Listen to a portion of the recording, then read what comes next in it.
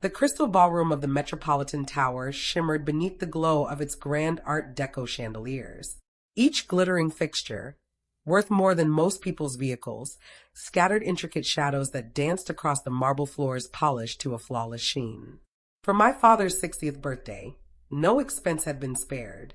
He had taken the city's most exclusive event venue and reshaped it into something that resembled a royal gala.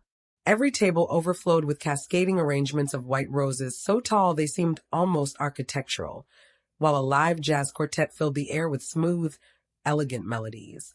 Their music wove itself between bursts of lively conversation and the booming laughter of the city's power players. It felt less like a family gathering and more like a coronation for a king. I kept to myself near the sweeping windows that stretched from floor to ceiling, offering a stunning panorama of the skyline 30 stories below.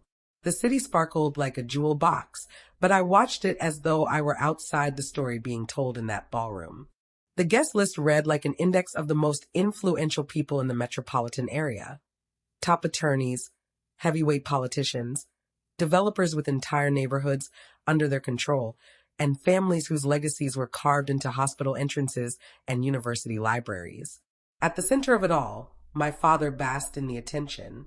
His midnight blue tuxedo was cut perfectly to his frame, his silver hair styled with meticulous care, and the confident smile he wore radiated triumph. At 60, Vincent Castellano was still magnetic, the kind of man whose very presence made others lean in to hear what he had to say. He had built his empire in commercial real estate from the ground up, and now, surrounded by 200 admirers, he looked like a man who had conquered the world. 40 years in this business, he declared, his voice carrying over the din, smooth yet commanding. And if there's one thing I've learned, it's this. Success doesn't come from chance or timing. It comes from vision, from execution, from knowing how to surround yourself with people who understand what it really takes to build something that lasts. The small circle around him nodded, their smiles wide, their applause almost instinctive. At his side stood Patricia, my stepmother, her presence as carefully curated as the decor. She wore a silk gown the color of champagne, its shimmer catching the chandelier's light with every movement. The diamond necklace at her throat flashed like a spotlight, and her perfectly styled hair made her look as if she had just stepped out of the pages of a luxury magazine. At 45, Patricia had the kind of beauty that required constant upkeep and serious investment, but she wore it like armor. Everything about her declared her role, the polished, enviable wife of one of the city's most powerful men. To my father's right was Marcus, my older half-brother, who fit into the picture seamlessly. His confidence filled the space almost as much as my father's. At 28, he had been groomed his entire life to inherit the empire, and it showed. His voice carried the weight of someone who had been told repeatedly that he was destined for greatness. Already he had secured several high-profile deals of his own, proof of both his capability and his privilege. The platinum cufflinks gleaming at his wrists and the understated luxury of his Patek Philippe watch spoke, louder than words, about the level he played on. The Morrison Tower deal alone brought in $12 million in commissions this quarter, Marcus announced smoothly, with a casual flick of his wrist to adjust his watch. It's moments like these that remind me, most people just don't have the vision or the drive to function at this level. Sophia, his wife, leaned in with sparkling eyes and a smile that seemed rehearsed for moments like this. Her gown hugged her frame in a way that screamed designer, and her makeup was so expertly applied it looked effortless. She was the perfect complement to Marcus' image, her every detail testifying to the lifestyle his success had secured for them. Exactly, she chimed in. It's about perspective. Most people can't see opportunities that way. Not everyone is built to think that big. I let their voices flow around me like a familiar score to a film I'd watched too many times. The boasts, the carefully placed remarks about wealth and brilliance, the self-congratulation dressed up as wisdom, it was all expected. I lifted my glass of Dom Perignon. Nothing less would ever make it past my father's bar, and took a measured sip, letting the effervescence linger on my tongue. The room glittered with success, and yet, standing there with champagne in hand, I couldn't shake the feeling that I was just an observer, an outsider looking in on a life that was supposed to be mine, but never really was. The sleek black cocktail dress I had chosen for the night looked simple to the untrained eye, but it had been custom made by the same design house that dressed billionaires and industry leaders. Even the pearl earrings I wore, deliberately subtle, were worth more than Marcus earned in a month. None of that mattered, though, not when Dad's voice rose above the hum of the ballroom, pulling every conversation toward him like a magnet. I want to take a moment to speak about legacy, he announced, his tone commanding, polished from decades of boardrooms and industry conferences, about building something that can last for generations. The golden glow of the chandeliers seemed to dim as the room quieted. Chairs shifted, faces turned toward him, the admiration in their eyes unmistakable. He had become a figure everyone either envied or hoped to imitate. When I founded Castellano Properties 40 years ago, Dad continued, with the authority of a man who had told this story 100 times, my vision was never just about creating wealth. It was about establishing a dynasty, something my children could inherit, strengthen, and take to greater heights. I wanted to build not just a company, but a family name that would endure. Patricia leaned closer, her face glowing with a carefully arranged blend of pride and devotion. She was an expert at wearing the mask of the supportive wife, her expression never revealing just how much she relished the spotlight shining indirectly on her. Dad's gaze shifted to Marcus. And I see that vision fulfilled in my son, he declared, pride swelling in his voice. He's not merely following in my footsteps. He's expanding our influence, modernizing our strategies, and carrying Castellano Properties into the future. Marcus sat taller in his tailored suit, his confidence magnified by the applause and approving nods around him. Beside him, Sophia gave his hand an affectionate squeeze, her smile smug, her satisfaction evident. She wore the glow of someone married to the family's brightest star. But then, inevitably, Dad's eyes found me. And just like that, the celebration's warmth evaporated, replaced by the heavy, familiar sting of disapproval. And then we have Natalie, he said, his voice cooling, the edge in it slicing through the air. My biological daughter, 26 years old, and still a disappointment. The shift in his tone was like a crystal glass shattering. Everyone noticed. Conversations froze, replaced by the weight of 200 stares landing squarely on me. Some looked at me with pity, others with intrigue, while a few seemed almost relieved, silently grateful it wasn't their family drama on display. She refuses to join the family business, Dad pressed on, his words cutting with deliberate precision. She lives in a cramped downtown apartment, drives a car older than half our interns, and spends her time on so-called investment projects that no serious professional would recognize as real business. A murmur rippled through the crowd, surprise mixing with amusement. Patricia's expression remained carefully neutral, but in her eyes flickered a glint of triumph. She thrived on these moments when my failures were showcased for all to see. I've given her every chance, Dad continued, relentless. Entry-level roles in the company, introductions to influential people, offers to fund legitimate ventures. Yet she insists on chasing fantasies, ideas that will never become anything of substance. Marcus nodded along, enjoying his role as the golden son, the chosen heir, the foil to my failures.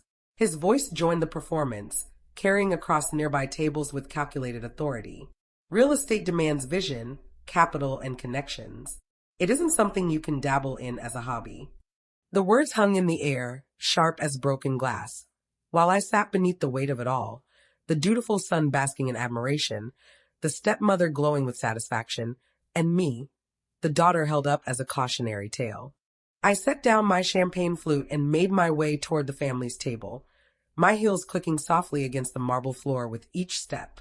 A hush spread gradually across the ballroom as conversations tapered off. People could sense that something important was unfolding. Dad, I said evenly, though my voice carried clearly enough in the sudden quiet. I think there might be a misunderstanding about my work. He turned to look at me with the kind of cold irritation that powerful men often reserved for interruptions they deemed unworthy. Natalie, he said, his tone cutting, please don't humiliate yourself further by trying to justify whatever little project you think you've managed. This is my birthday celebration, and I won't have it ruined by your fantasies of success. I'm not here to ruin anything, I replied, keeping my tone composed. I just thought you might like to know that your daughter has been far more successful than you've assumed. His laugh rang out, sharp and brittle, echoing through the vast ballroom like shattering glass. Success? Natalie, you live in a cramped studio apartment and drive a car that should have been retired a decade ago. That's not success. That's barely scraping by. By then, a ring of curious onlookers had formed around us, their attention caught by the very public unraveling of our family dispute. I noticed more than a few familiar faces among them, individuals whose names I'd seen listed among the city's wealthiest and most influential. Actually, I said quietly, reaching into my purse and pulling out my phone, there may be some confusion about where I live and the kind of work I've been doing. His irritation sharpened into anger. Natalie, he barked, I will not stand here on my own birthday and listen to more of your delusions. You're humiliating yourself and this family. And then he made a choice that shifted the entire night. His voice boomed across the room, cutting through the silence. Security. Remove my daughter from this event. She's causing a disturbance, and I want her escorted out immediately. The music from the live jazz quartet continued in the background, soft and oblivious, while the rest of the room froze.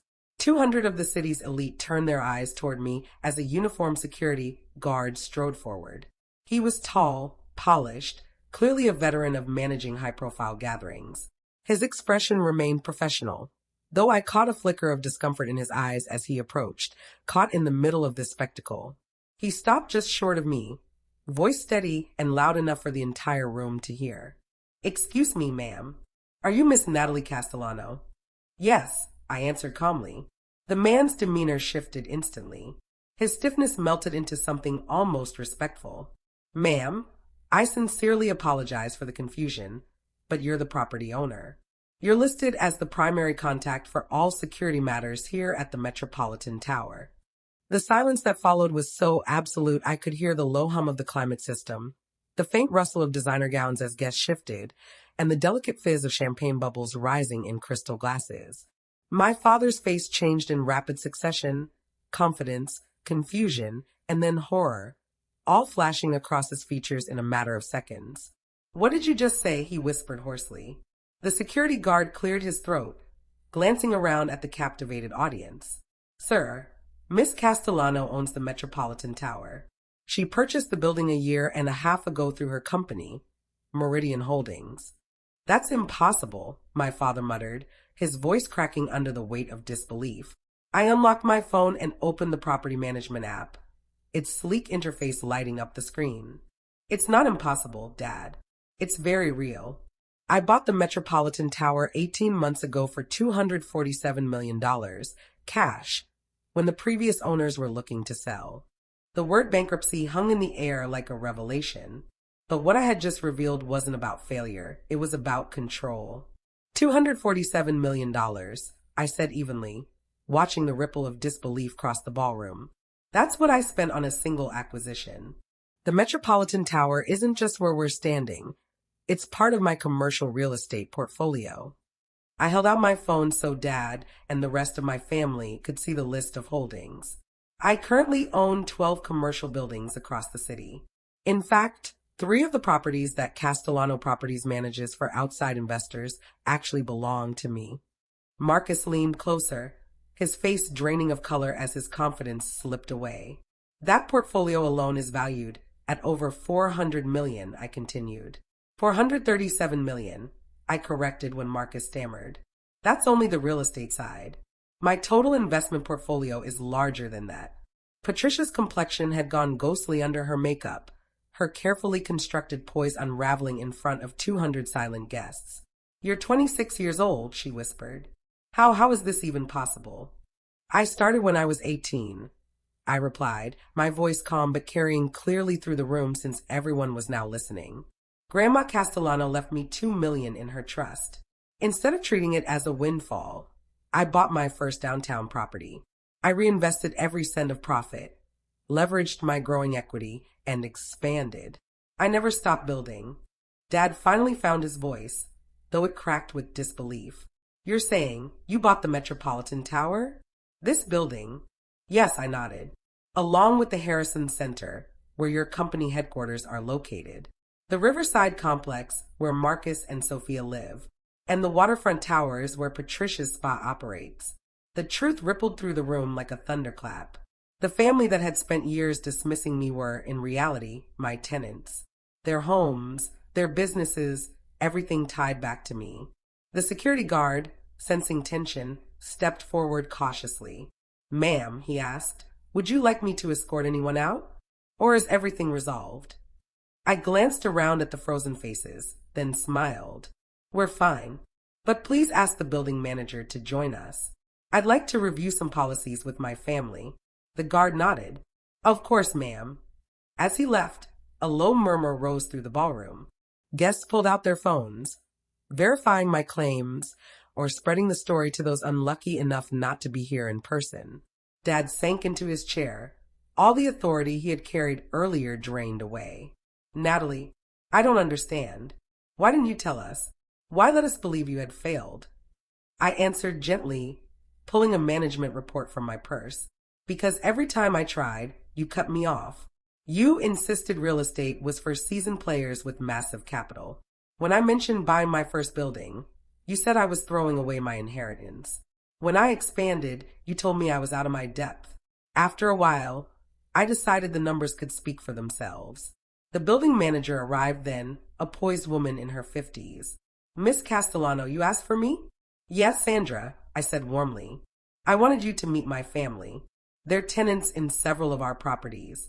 Please review our policies with them, including terms for hosting events like this. And make sure they have my direct line in case they need anything." Sandra's smile was professional, but her respect was obvious. "Of course." She began explaining lease terms to my stunned relatives as the energy in the ballroom shifted completely.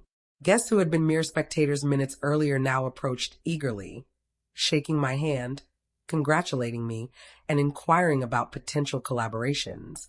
Mrs. Wellington, from the City Planning Commission, clasped my hand. "I had no idea you were the force behind the downtown revitalization.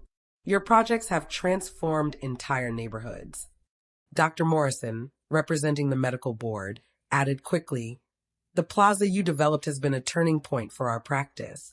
We'd love to discuss expansion."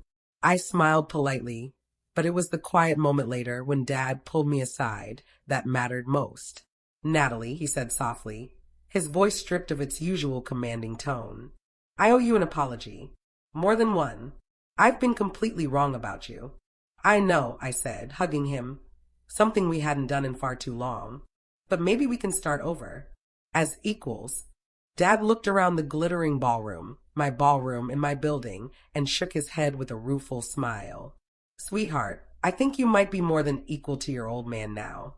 Marcus approached next, the arrogance gone from his face, replaced by humility. "Natalie, would you consider letting me work with you? What you've built, it's everything I've been chasing and failing to understand." I handed him one of my business cards.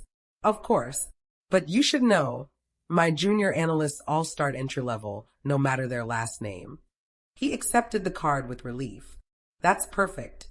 I want to learn properly." As the night drew to a close, many guests thanked me for hosting in such an elegant venue.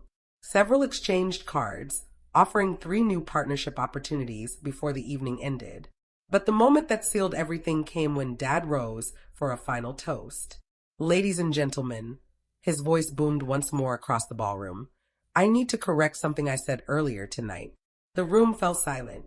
"I told you my daughter lacked direction and had disappointed me. I was wrong." His eyes glistened as he looked at me. "She hasn't disappointed me, she's amazed me. While I was building a business, she was quietly building an empire." He raised his glass high. "To Natalie Castellano, property mogul, and the daughter who proved that sometimes the student becomes the teacher." The applause that followed was thunderous, genuine. As I stood, acknowledging it, I realized something profound. The sweetest victory wasn't proving them wrong. It was earning their respect and showing that love could reshape even the deepest divides, though, in my case, owning the building certainly helped. The next morning, 3 of the city's biggest developers called me personally to propose partnerships. And this time, Dad sat beside me as I scheduled the meetings.